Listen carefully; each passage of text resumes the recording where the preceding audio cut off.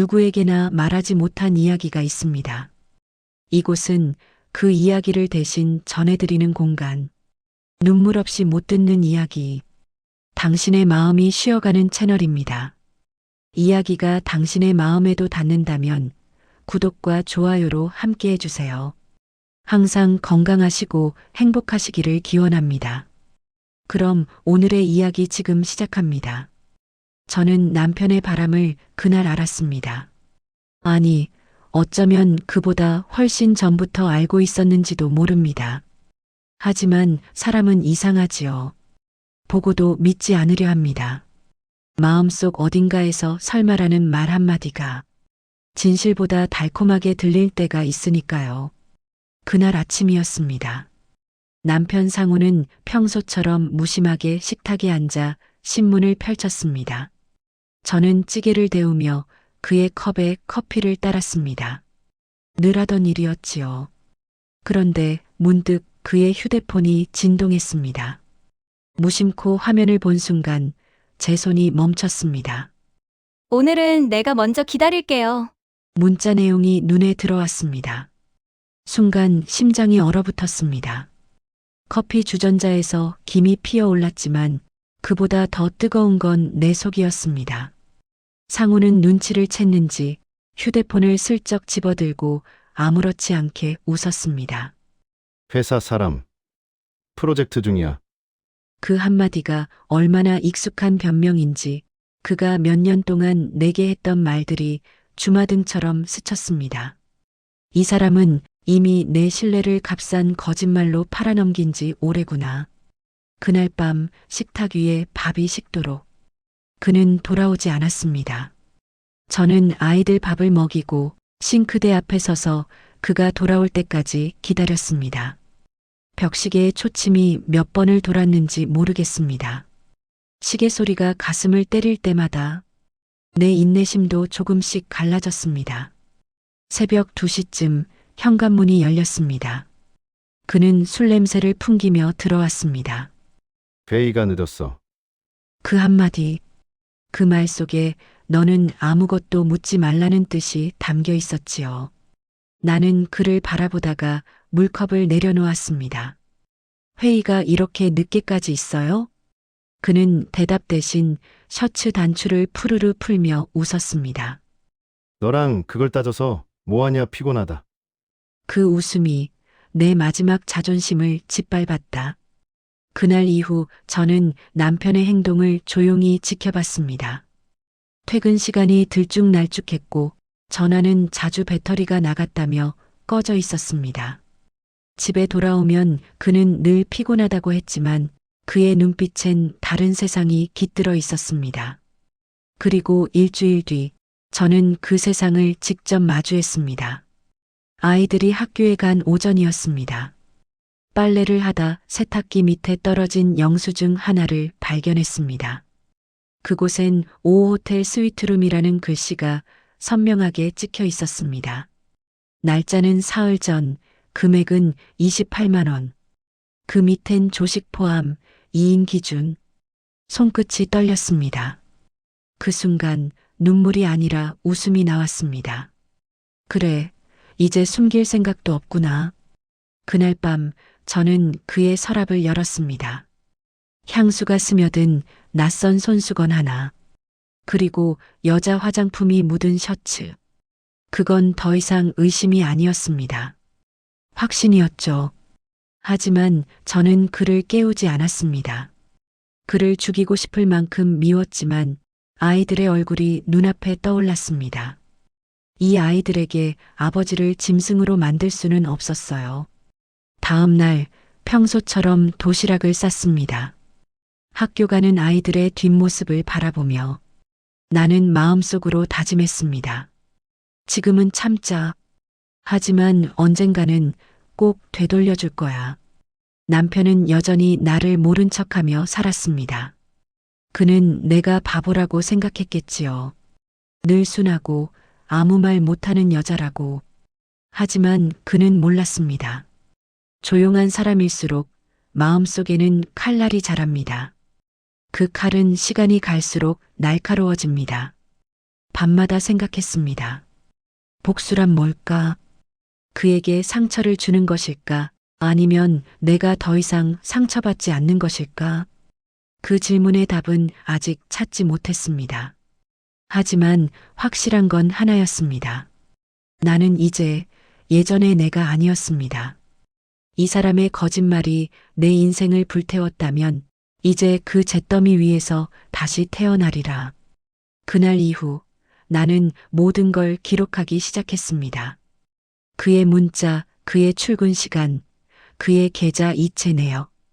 누구도 눈치채지 못했지만 나는 이미 싸움을 준비하고 있었습니다. 나는 여전히 그의 아내로 살아가고 있습니다. 하지만 오늘의 나는 다릅니다. 그가 내게 거짓을 심을 때 나는 그 거짓의 증거를 모읍니다. 그가 웃을 때 나는 그 웃음의 이면을 기억합니다. 그리고 언젠가 그 모든 걸 조용히 돌려줄 겁니다. 그가 만든 이 지옥에서 이제는 내가 심판자가 될 차례니까. 나는 울지 않았다. 울음은 힘을 잃었다. 이제는 증거가 필요했다. 처음엔 영수증과 문자만으로도 충분하다고 생각했다. 하지만 변호사와 상담한 뒤 생각이 바뀌었다. 감정만으로는 법 앞에서 흔들린다. 명확한 물증이 필요했다. 그럴 때는 사진과 물건, 그리고 시간의 기록이 가장 무서운 무기다. 나는 집 안 곳곳을 뒤지기 시작했다. 그의 서랍, 그의 차, 그가 자주 쓰는 가방. 손끝 하나하나가 증거를 더듬는 기분이었다. 그리고 찾았다. 얇은 플라스틱 카드 하나가 바닥 틈에 낀 채로 빛을 잃고 있었다. 그건 호텔 출입용 키 카드였다. 뒷면엔 분명히 날짜와 호텔명이 찍혀 있었다. 그 카드를 집어드는 순간 나는 웃음을 억누를 수 없었다. 다음은 CCTV 화면이었다. 회사 건물 지하 주차장 근처에 설치된 CCTV를 우연히 보게 된 것은 행운이었다. 그날 오후 남편의 차가 나오는 장면이 선명했다. 차문을 닫고 옆에 있던 여자가 재빠르게 팔짱을 끼는 장면. 그 장면을 프린트의 파일에 넣었다. 날짜와 시간은 그대로 찍혀 있었다. 이보다 더 명확한 증거가 있을까? 은행 거래 내역도 달라졌다. 같은 달 매주 같은 시간에 빠져나간 소액 이체들. 오후 카페 1만 5천 원 꽃 배달 3만 원 같은 항목들. 하지만 결정적이었던 건 신용카드 사용 내역이었다. 4월 12일 새벽 1시 32분. 오후 호텔 숙박비 29만 원. 거기 옆에는 룸서비스 4만 5천 원이 찍혀 있었다. 영수증 사본을 떼어 파일에 꽂았다. 이 작은 종이 조각들이 그를 벗겨낼 날을 기다리고 있었다. 나는 또한 그의 차량 블랙박스 영상을 확보했다. 평소에는 신경 쓰지 않던 블랙박스 속 시간대에서 그와 함께 내린 여자의 뒷모습을 발견했다. 머리 길이, 걸음걸이, 작은 가방의 모양. 그것으로 충분했다. 사진을 확대해 놓고 거기서 보이는 특징들을 노트에 적었다. 검은 가죽 가방, 실버 체인 손잡이, 왼손 약지 반지. 그 반지를 확대해 보니 독특한 무늬가 있었다. 이제 그 여자의 흔적은 지워지지 않을 것이다. 그녀의 목소리도 확보했다. 나는 소리의 조각들을 모았다. 남편의 통화 녹음 파일 중 한 통에 미확인 통화가 있었다. 나는 그 통화를 작은 기계로 추출해 들었다. 오늘 정말 고마워요. 당신 덕분에 하루가 따뜻했어요. 그 목소리는 낮고 상냥했다. 녹음 속 웃음소리까지 선명히 들렸다. 나는 그 파일을 USB에 복사해 법정 제출용 폴더로 옮겼다. 또 하나 결정적 단서가 더 있었다. 남편의 일기장이라고 믿을 만한 수첩 한 권을 발견했다. 평소 그는 메모를 잘하지 않는 사람이었다.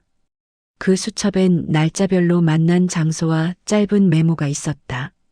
3월 12일 오후 호텔 23시, 3월 19일 카페 14시 30분. 그 기록은 그의 습관과 패턴을 말해주었다. 나는 그 수첩을 사진으로 찍어 스캔했다. 시간표처럼 정리해 놓자 퍼즐이 맞춰졌다. 나는 SNS에서 그녀를 찾아보기로 했다. 이름을 알기 전에는 어려웠지만 그의 통화 영수증 배송지에서 반복되는 가게 이름이 단서가 되었다. 작은 패션숍의 댓글란에서 그 가방 사진을 발견했다. 거기서 한 여성의 프로필 사진을 보고 숨이 막혔다. 그녀의 미소는 내 젊은 시절의 친근한 미소와는 달랐다. 하지만 사진 한 장에서 나는 용기를 얻었다. 이 사람도 누군가의 딸이고 누군가의 친구일 뿐이다. 그렇지만 지금은 나의 증거다. 증거는 모으는 것만으로도 힘을 주었다. 나는 그 증거들을 차곡차곡 정리했다. 파일 폴더에 날짜별로 넣었다. 호텔 키카드 3월 12일, CCTV 캡처 3월 12일 23시 15분, 신용카드 영수증 3월 12일 1시 32분. 그런 식으로 그가 귀가하는 날 나는 그 모든 걸 테이블 위에 펼쳐놓았다. 노트북 화면, 프린트된 사진, 영수증, 스캔 파일. 그가 처음에는 무심히 눈을 스쳤다. 이게 뭐야? 그는 묻기만 했다. 나는 차분히 말했다. 그냥 우리 일상의 기록이에요. 당신도 어떻게 사는지 알 필요가 있으니까. 그는 비웃었다. 증거로 뭐 하겠다는 거야? 이혼하면 뭐? 누구한테 돈 달라고 할 건데? 나는 웃지 않았다. 오히려 냉정하게 응수했다. 애들 명의로 만든 저 계좌 은행에 문의하면 언제든지 확인돼요. 너의 카드를 같은 계좌에 연결해둔 기록도 있죠. 그리고 CCTV 화면은 이미 복사해 두었어요. 법적 효력은 변호사가 말해준 대로 준비해놨어요. 그의 얼굴이 순간 창백해졌다. 너 무슨... 이건 협박이야. 나는 고개를 끄덕였다. 그렇게 부르셔도 좋아요. 다만 나는 이제 더 이상 숨지 않을 거예요. 그 순간 그는 처음으로 초조해 보였다. 내가 느낀 것은 승리의 예감이 아니었다. 그건 차가운 책임의 기운이었다. 증거는 감정을 침묵시키고 말의 무게를 바꾼다. 밤이 깊었고 나는 잠들지 못했다. 몸은 피곤했지만 마음은 맑았다. 증거는 모아졌고 전략은 세워졌다. 다음 단계는 그것들을 어떻게 쓸 것인지에 대한 계산이었다. 법정에서 혹은 사회적 압박으로 내 복수는 이제 말이 아니라 현실을 향할 것이다. 나는 결심했다. 이제는 감정의 폭발이 아니라 실행이 필요했다. 증거는 모아졌다. 호텔 키카드, CCTV 캡처, 신용카드 영수증, 블랙박스 화면, 통화 녹음 파일, 수첩의 메모. 각 조각은 정확한 날짜와 시간이 찍혀 있었다. 나는 한 번도 흔들리지 않았다. 이 모든 것을 꺼내는 순간 그는 흔들릴 것이고 나와 아이들에겐 새로운 길이 생길 것이다. 첫 번째 단계는 법적 압박이었다. 변호사 사무실에서 우리는 전략을 세웠다. 우선 공식적으로 내용 증명을 보내고 그가 반응하는 모습을 기록합시다. 그 다음 가정법원에 임시 가처분과 접근 제한을 신청할 수 있어요. 변호사의 말은 냉정했다. 증거가 명확하면 위자료 청구와 재산 분할도 유리합니다. 다만 준비를 철저히 하세요. 상대가 반격할 가능성이 큽니다. 나는 고개를 끄덕였다. 반격을 두려워하지 않았다. 반격이 와도 나는 재빠르게 대응할 준비가 되어 있었다. 그날 밤 나는 내용 증명을 보냈다. 문체는 간결했다. 사실만 적었다. 감정은 배제했다. 오호님께 아래 증거는 귀하의 외도와 관련된 자료입니다. 진실을 밝히고 가정의 회복을 원하신다면 즉시 책임 있는 조치를 취해 주십시오. 본 서신은 법적 절차의 전 단계로 보관될 것입니다. 보내고 난 뒤 손이 떨렸지만 얼굴은 차가웠다. 감정 대신 기록이 남겨졌다. 그의 반응은 예측보다 빨랐다. 다음 날 아침 상우는 집에서 평소보다 안정된 목소리로 말을 걸어왔다. 뭐, 그게 진짜냐? 나는 조용히 대답했다. 증거는 있습니다. 이제 당신 차례예요. 그는 숨을 크게 쉬더니 위협조의 말투를 썼다. 이런 식으로 나오면 너도 불이익이 클 걸 알아도 나는 미소를 지었다. 냉정한 미소였다. 그건 법정에서 결정될 문제입니다. 두 번째 단계는 사회적 압박이었다. 법만으로는 시간이 오래 걸릴 수 있다. 나는 시간을 단축할 필요가 있었다. 그의 직장 생활을 건드리면 그는 더 빨리, 더 부끄럽게 흔들릴 것이다. 그러나 명예훼손처럼 불법적 수단은 쓰지 않았다. 나는 절차를 지켰다. 단지 사실을 있는 그대로 드러냈다. 나는 상훈이 다니는 회사의 인사팀과 외부 감사부서에 문의 메일을 보냈다. 파일에는 CCTV 캡처, 호텔 영수증, 블랙박스 사진 일부를 첨부했다. 문구는 객관적이었다. 귀사 직원 5호에 대한 직장 내 윤리 위반 가능성에 대해 사실 확인을 요청합니다. 부디 내부적으로 조사해 주시기 바랍니다. 메일을 보낸 뒤 나는 숨을 고르고 차분히 기다렸다. 법정 싸움은 느리지만 사회적 시스템은 즉각 반응할 수도 있다. 회사는 움직이기 시작했다. 며칠 뒤 인사과에서 전화가 왔다. 혹시 증거 자료를 제공해 주신 분이 본인인지요? 내부 조사가 들어갈 수 있어요. 나는 익명성을 요구했고 그들은 그 조건을 받아들였다. 회사 내부 감사팀은 조용히 자료를 검토했고 그 결과 상훈에게 직무태도 관련 면담 요청이 내려갔다. 그 면담 결과는 내가 모르지만 그는 곤혹스러운 표정으로 귀가하는 날이 많아졌다. 나는 또한 그의 가족에게 조심스레 증거의 일부를 보냈다. 그의 동생과 시어머니에게는 편지와 사진을 보냈다. 문구는 조심스러웠다. 진실을 알 권리가 있다는 이유로. 그가 평소 중요시했던 가족의 얼굴이 흔들리기 시작했을 때 그의 표정은 변했다. 사람의 지지 기반이 흔들리면 그 사람은 스스로 무너지기 쉽다. 그리고 결정적 한 수를 뒀다. 나는 아이들의 보호를 위해 학교에 상담을 신청했다. 학교 상담사는 가정 문제로 보이는 흔적을 발견하면 가족 상담, 권유와 더불어 필요한 경우 외부 기관의 도움을 연계할 수 있다.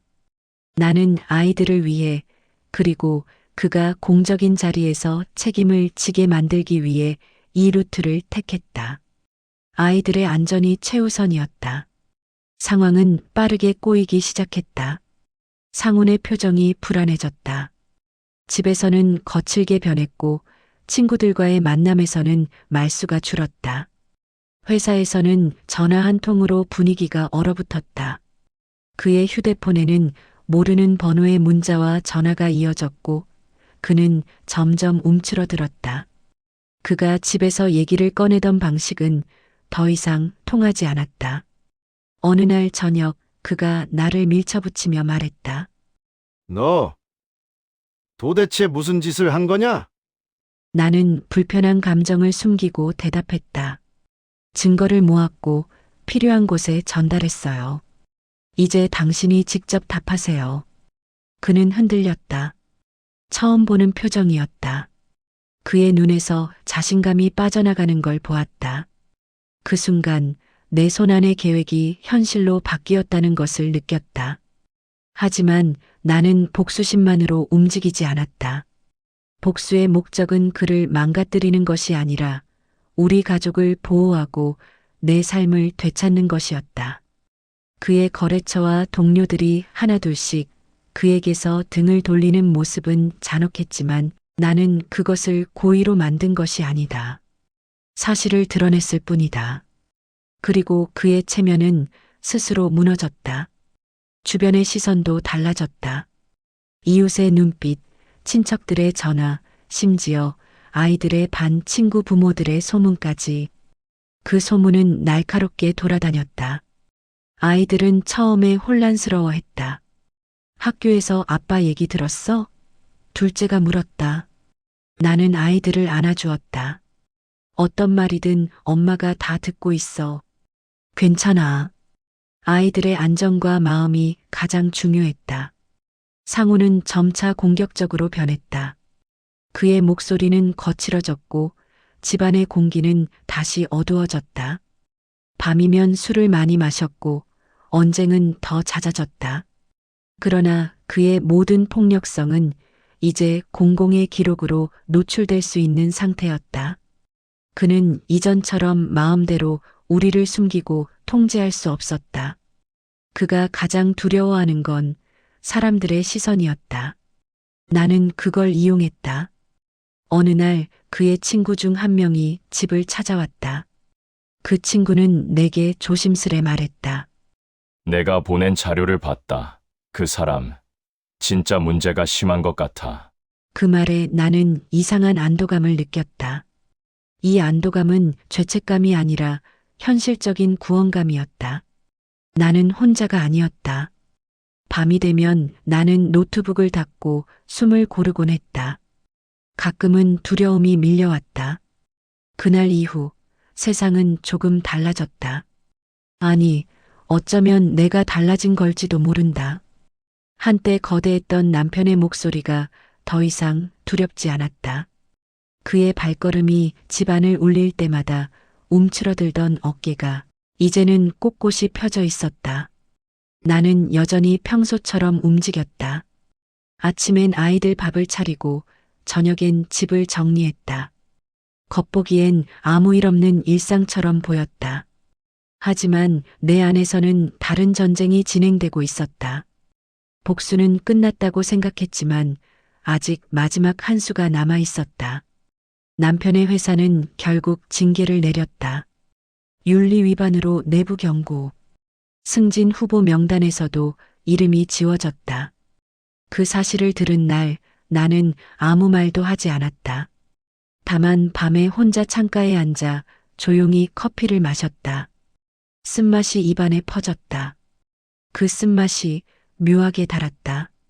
며칠 후 남편은 회사에서 돌아오자마자 소파에 몸을 던졌다. 이게 다 너 때문이야. 나는 조용히 물었다. 왜요? 당신 행동이 회사에 알려진 게 내 탓이에요?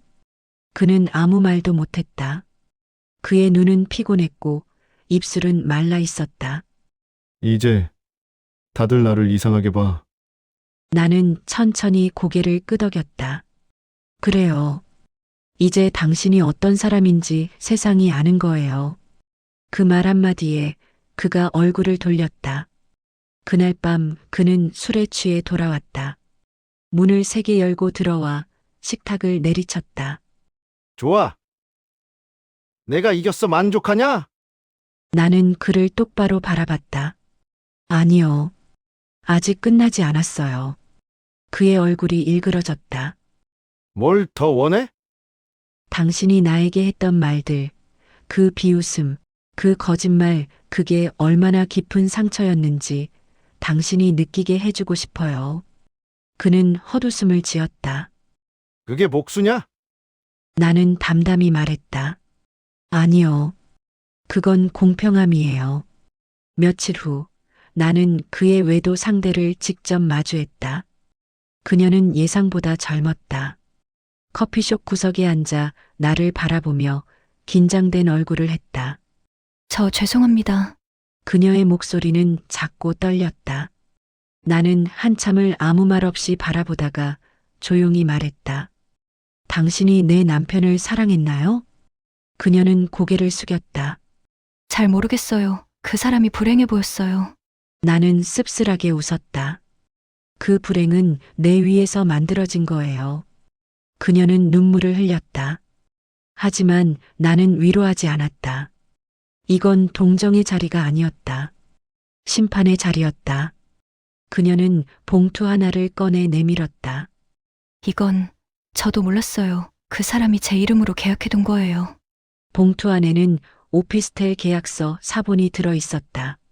명의는 그녀였지만 계약 보증인은 상훈이었다. 그 서류는 내 복수를 완성하는 마지막 조각이 되었다. 나는 조용히 봉투를 가방에 넣었다. 이건 법원에 제출될 거예요. 이제 당신은 증인으로 부를 수도 있겠죠. 그녀는 고개를 끄덕였다. 그 사람 다시는 안 만날게요. 그럴 필요 없어요. 어차피 그 사람 인생은 이제 내가 건드리지 않아도 무너질 거예요. 며칠 뒤 나는 가정법원에 이혼 소송을 정식으로 접수했다. 접수 창구에 서서 사인을 하는 순간 손끝이 떨렸다. 그건 두려움이 아니라 자유의 떨림이었다. 서류를 제출하고 나오는데 햇살이 눈부셨다. 한참을 하늘을 올려다봤다. 이제 진짜 끝이다. 남편은 소송 사실을 알고 미친 듯이 전화를 걸어왔다. 진짜 이럴 거야? 나 이제 다 잃었어. 나는 차분히 대답했다. 당신은 스스로 잃은 거예요. 나는 단지 그 증거를 세상에 보여준 것 뿐이에요. 그의 분노는 점점 절망으로 바뀌었다.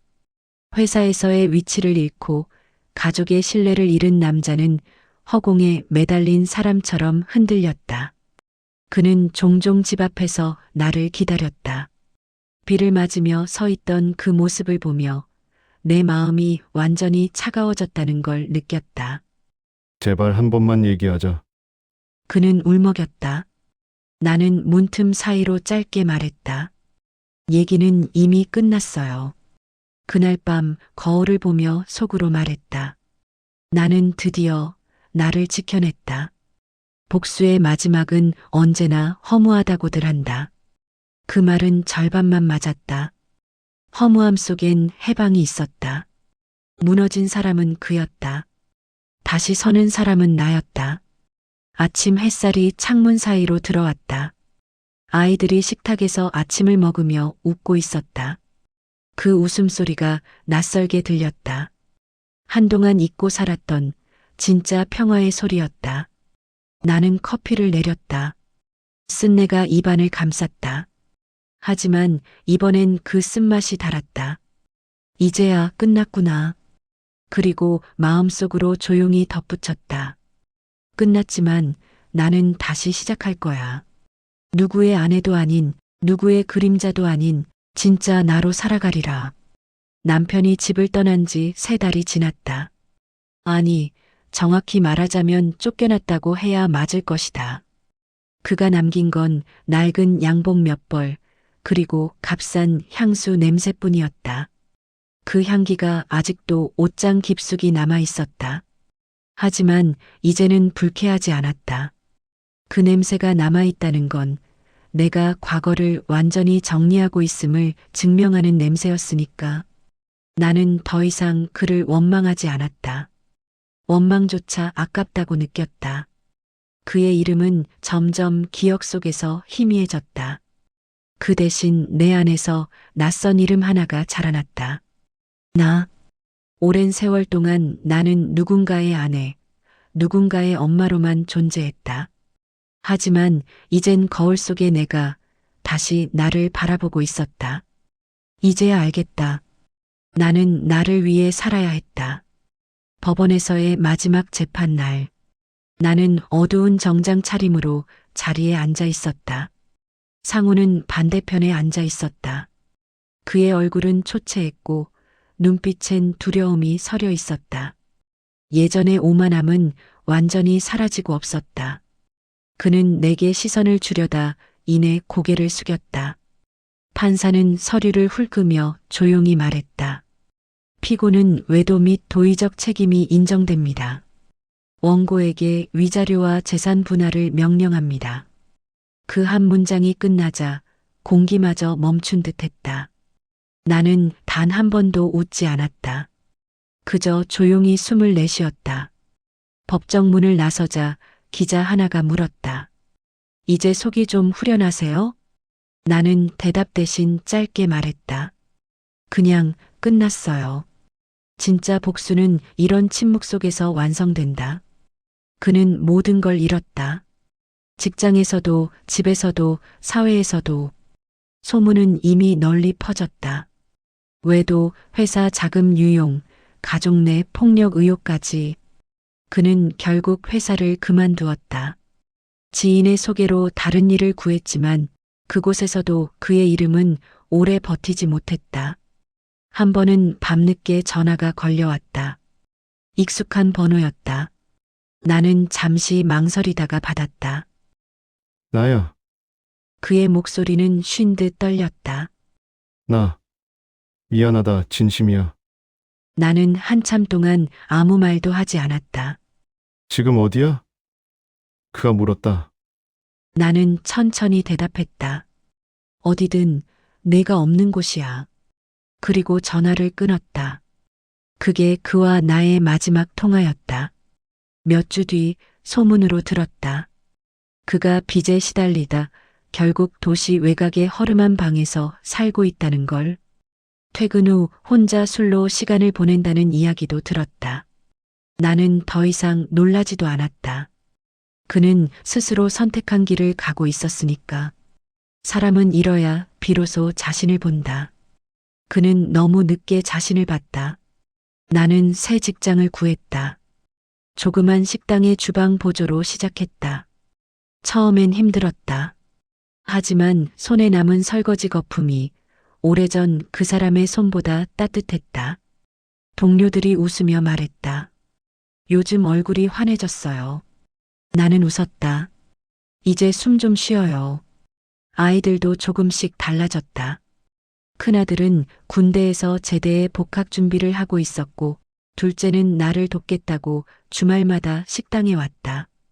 엄마, 이렇게 일하지 말고 그냥 좀 쉬어요. 나는 손을 털며 말했다. 괜찮아. 일하는 게 좋아. 일하면 생각이 정리돼. 그리고 무엇보다 일은 나를 살아있게 한다. 어느 날 집 앞에 낯선 편지 한 통이 도착했다. 보내는 사람 이름은 없었다. 봉투 안에는 짧은 한 문장이 있었다. 미안하다. 이제야 알겠다. 내가 나를 살렸다는 걸. 글씨는 삐뚤었지만 분명 전 남편의 것이었다. 나는 그 편지를 불 위에 올려놓았다. 종이가 타들어가며 회색재로 변해갔다. 그 재가 허공으로 흩어지는 걸 보며 중얼거렸다. 그래, 이걸로 됐어. 며칠 후 봄비가 내렸다. 창가에 앉아 차를 마시며 나는 스스로에게 물었다. 이제 정말 괜찮은가? 대답은 오래 걸리지 않았다. 응, 괜찮아. 정말 괜찮아. 복수는 끝났고 나는 남았다. 그날 밤 나는 거울 앞에 섰다. 머리카락에 흰빛이 조금 늘어 있었지만 눈빛은 또렷했다. 그 눈 속에는 두려움도 미움도 없었다. 그 대신 평화가 있었다. 이제 진짜 나로 살아보자. 그 말이 내 입에서 흘러나왔다. 낮은 목소리였지만 세상 누구보다 단단한 목소리였다. 며칠 뒤 식당 사장이 내게 제안을 했다. 우리 새 지점 하나 더 낼 건데 같이 하지 않을래요? 나는 놀라 웃었다. 저요? 그래요. 그동안 일하는 거 보니까 믿음이 가요. 그 말이 왠지 모르게 가슴을 울렸다. 한번 해볼게요. 그날 밤 집에 돌아와 조용히 앉았다. 한때 내 인생을 망가뜨렸던 사람을 떠올렸다. 그리고 그 사람 덕분에 여기까지 왔다는 생각이 들었다. 아이러니였다. 그가 무너뜨린 인생 위에서 나는 다시 태어났다. 복수는 그를 무너뜨렸지만 나를 다시 살렸다. 몇 달 후 봄 햇살이 가득한 어느 오후 나는 식당 문을 열고 나왔다. 아이들이 와 있었다. 엄마, 개업 축하해요. 둘째가 작은 꽃다발을 내밀었다. 나는 눈가가 붉어졌다. 고마워, 진짜 고마워. 그 순간 따뜻한 바람이 불었다. 그 바람 속엔 더 이상 전 남편의 그림자가 없었다. 나는 하늘을 올려다봤다. 눈부신 빛이 나를 감쌌다. 이제야 진짜 자유로워졌다. 이제야 진짜 나였다. 이제 다시는 더 이상 누군가를 미워하지 않겠다. 왜냐면 나는 이미 승리했으니까. 복수는 결국 자신을 되찾는 과정이었다. 그가 무너질 때 나는 다시 일어섰고, 그가 후회할 때 나는 웃을 수 있었다. 이 이야기는 한 여자가 인생의 바닥에서 다시 나로 일어선 이야기이다. 그리고 오늘 그 여자는 평범한 하루를 살아간다. 하지만 그 평범함이야말로 가장 위대한 복수였다.